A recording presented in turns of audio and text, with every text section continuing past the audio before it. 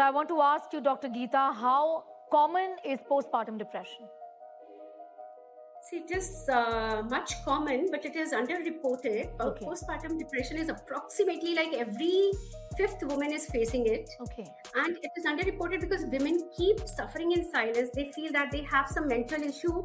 They shouldn't be telling anyone, and they keep suffering. And basically, it is not the character flaw. It's a disease. It's a problem which needs to be treated.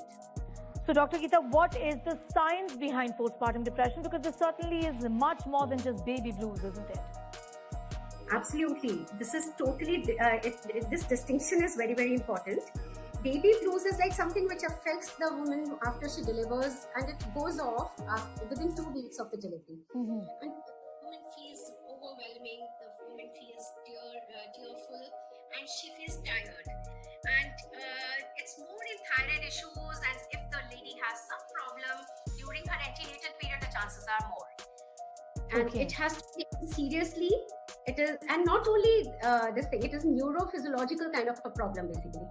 So, I want to ask you the signs and symptoms to watch out for if one feels she's going through it or a loved one is going through it. What are the symptoms to watch out for?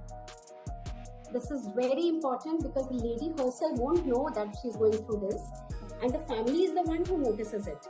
And what happens is more of anxiety, more of sleep deprivation. They'll notice, they'll see that the sadness isn't going. They'll feel that extreme panic attacks are there. She can even sometimes it's to such an extent that she can think of harming the baby and herself also.